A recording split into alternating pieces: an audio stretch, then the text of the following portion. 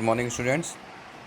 आज दिनांक 2 जून 2021, class 9th, subject drawing. प्यारे बच्चों, हम लोग आज आलेखन का प्रारंभ कर रहे हैं, जो हमने पहले भी एक बार किया था। पुनः इसका एक बार हम लोग चित्रण करेंगे इसके अंतर्गत, परंतु इस बार पुष्पों के कंपैरेटिवली मतलब तुलनात्मक अध्ययन करते हुए इसका चित्रण करना सीखेंगे और महत्वपूर्ण बिंदुओं पर बात करेंगे। आज का जो हमारा तुलनात्मक अध्ययन है वो गुलहड़ और जीनिया के बीच में है। इन दोनों पुष्पों की कलियां, इनके अर्ध खिले फूल, पूर्ण फूल और इनकी पत्तियों पे हम लोग आज बात करेंगे। चलिए पहले बात करते हैं हम लोग इनकी कलियों के बारे में, या कुछ ऐसे पुष्पों के बारे में जो भी अर्ध खिले हैं इनके। तो देखिए, सबसे पहले हम बात करते हैं गुलहड़ की। गुलहड़ की कली किस प्रकार आप बनानी है, आपको यहाँ दिखाई दे रहा होगा कि आपको इस प्रकार से ये और पता रखना। फिर इसके ऊपर एक और, इसको अगर हम बायोलॉजी की भाषा में बोलें तो ये एपिकैलिक्स और कैलिक्स होते हैं। कैलिक्स के नीचे एपिकैलिक्स भी उपस्थित होते हैं। पहले आप बायोलॉजी में देखिए, यहाँ पे आप अपना ड्राइंग को देखिए। फिर उसके ऊपर ये जो आपकी पत्तियाँ हैं इनको आप लोग बनाएंगे। समझ गए? देखिए, चित्र आपके सामने प्रस्तुत हो रहा है। ये पूरा डायग्राम आप लोग समझ रहे होंगे। अब गुलहड़ के ही अर्ध खिले फूल या उस कली में ही अगर हम डेवलपमेंट देख रहे हैं तो उसको आप देख के यहीं पे वही बात है कि ये जो पोर्शन है ये हमारा एपिकैलिक्स है। नीचे ये वो बनाएंगे हम, ये भी हरे रंग का होता है, आपने देखा होगा। और ये जो पोर्शन है, ठीक है, इसके ऊपर इसी का ये नीचे वाला जो है इसका भाग है। ठीक है, ये दोनों एक दूसरे के जो हैं पोर्शन हैं, एक दूसरे के प्रतिरूप हैं। फिर इसको बनाएंगे और उसके ऊपर हम लोग ये पत्तियाँ बनाएंगे। क्लियर? अब हम बात करते हैं नीचे के पुष्प की जीनिया के बारे में। तो जीनिया का पुष्प इतना कठिन लग रहा है हमें, ठीक है, क्योंकि ये हम ये इस प्रकार ये बनाया और ठीक इसके ऊपर ये और फिर ये इस टाइप से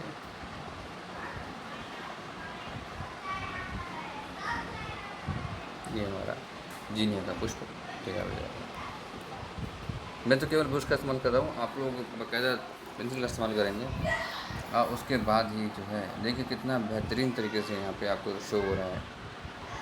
ठीक है, ये इस प्रकार से आप लोगों को ये दिखाई दे रहा होगा। अब हम बात करते हैं, एक मिनट मैं इसका थोड़ा सा चेक कर लेता हूँ।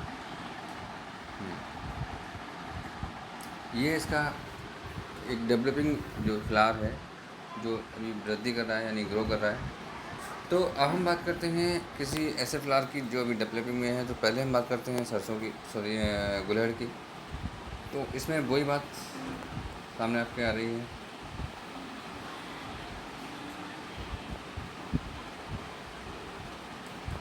ये इस प्रकार से, फिर वही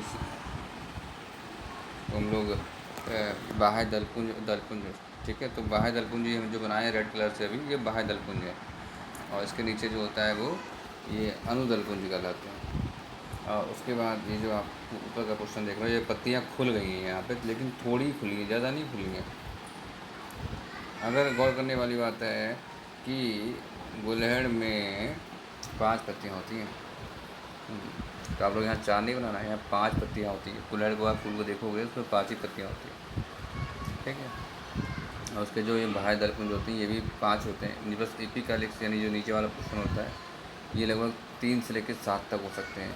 7 समझ रहे हैं, 3 से लेकर 7 तक हो सकते हैं, और 6 भी सकते हैं, 7 भी सकते हैं। ये ऊपर वाला बस ये जो है हमारा ये पोर्शन, ये जो है ये 5 होता है, और ये पत्तियाँ जो होती हैं 5 होती हैं। उसके बाद हम देख रहे हैं कि यहीं पे ही ये एक डंडी सी की दिखाई दे रही है आपको। ये इसी का एक पार्ट है फूल का, तो अगर हम अभी आगे दिखाएंगे, ये भी बनाएंगे यहाँ पे, क्योंकि ये बाहर निकल आता है ये। लेकिन यहाँ पे आप देखोगे ना डायग्राम को, यहाँ पे इसमें यहाँ पे बाहर नहीं है, क्योंकि अभी ये क्या है ना, पूरा विकसित नहीं हुआ है। तो ये तो अभी प्री था, ये इमेच्योर है। अब इसके आगे जब हम बात करेंगे तो हम देखेंगे। यहीं पे जीनिया के बारे में अगर हम बात करें तो देखिए ये कहाँ गया, नीचे वाला, हाँ ये बना है। तो जीनिया में भी अब ये धीरे धीरे क्या कर रहा है, खुल रहा है। पोर्शन वैसे ही बनेंगे और कुछ नहीं, इसमें ज़्यादा डेवलप करना है आपको। ये इस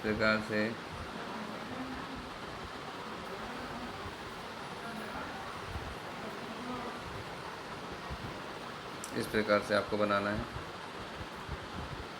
ठीक है। और ये तो ये अभी जो है डेवलप हो रहे हैं, इस प्रकार से पुष्प है। तो आपको बहुत अच्छे तरीके से बनाने हैं कि मतलब कहीं पे समस्या ना आए। आप देखिए, बार डायग्राम को बनाइए। दोनों डायग्राम को आपको कंपैरेटिवली बनाना है, कंपैरेटिवली ही बनाना है। जैसे मैंने इसमें शो किया हुआ है डायग्राम को, वैसे ही आपको बनाना है कंपैरेटिवली, तुलनात्मक अध्ययन करना है इसका। उसके बाद हम बात करते हैं इसके कंप्लीट जो इसका फ्लावर है यानी पुष्प है, उसके पहले हम बात करते हैं गोलियार की। तो जैसा कि आपने देख रखा है, ये पूरा खुल गया है, पूरा का पूरा पुष्प खुल चुका है, पूरा कंप्लीट, यानी कि ये पूर्ण रूप से पूरा खुला हुआ पुष्प है। उसमें ये इस प्रकार से आपको पता है, ये एपिकैलिक्स है। फिर ये यहाँ शो नहीं हो रहा है, यहाँ बंद हो गया है। ये जो है, ये देखिए मैंने गिनाया था आपको 1 2 3 4 5, कितनी पत्तियाँ हैं, 5 पत्तियाँ, 5 ही पत्तियाँ होती हैं बच्चों गुलहड़ में। तो आपको इसका पत्ती बनानी है। और ये जो यहाँ पे आप देख रहे हैं, ये जो वर्तिका निकली हुई है, ये वर्तिका कहलाती है, ठीक है। ये पूरी कंप्लीट आपको दिखाई दे रही है, नीचे तक की जॉइंट होती है। तो आपको इसको यहीं पे ही ब्लॉक कर देना है, यहाँ से बिल्कुल ऐसा लगे कि ये अंदर गई हुई है।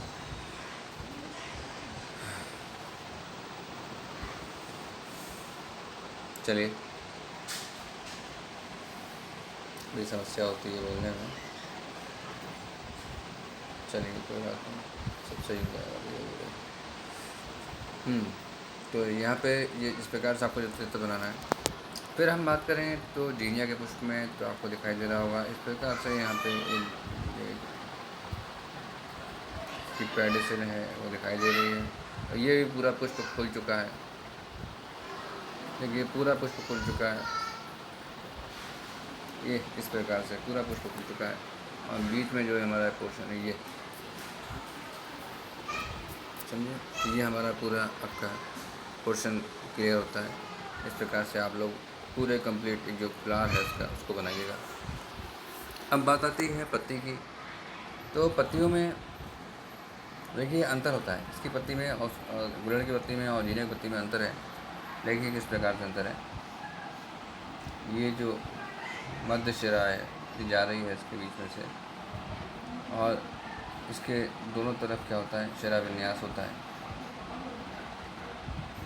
और पत्तियों का रूप देखें आप, इस प्रकार से किनारे जो हैं सिर्फ कटे हुए हैं, ठीक है, इस प्रकार से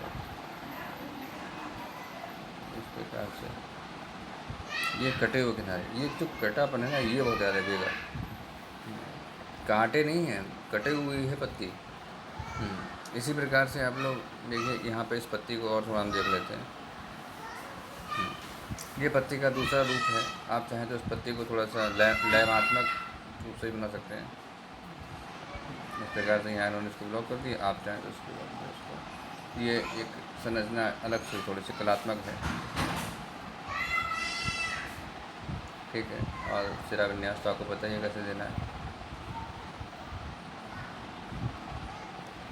ठीक है। ये इस प्रकार से हम लोग उसको शिरा विन्यास बना सकते हैं। अब हम बात कर रहे थे जीनिया की। तो जीनिया में देखिए सरल संरचना है, कोई ज़्यादा कठिन भी नहीं है। आपको लग रहा होगा त्रिशूल टाइप संरचना है, उसको बना लीजिए और बस ये इस प्रकार से बन गया जीनिया की पत्ती। उसके बाद ऐसे यहाँ देखिए आप,